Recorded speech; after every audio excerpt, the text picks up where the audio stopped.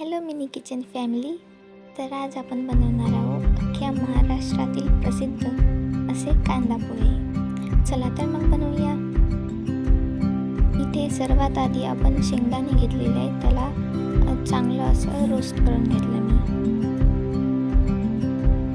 त्यानंतर एका दुसऱ्या कढईमध्ये आपण तेल घालून घेऊ.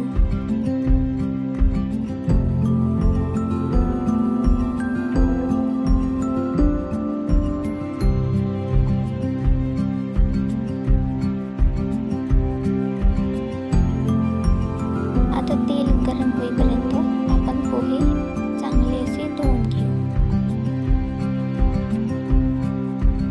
त्यानंतर तेल आपले आता यामध्ये गरम झालेले आहे.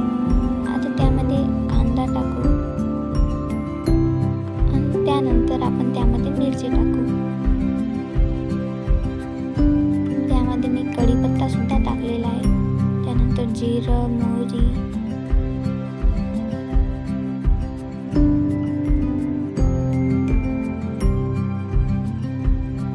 आता हे सर्व चांगले शिजल्यानंतर त्यामध्ये आपण हळद टाकू आणि त्यानंतर त्यामध्ये आपण धुतलेले पोहे टाकून देऊ.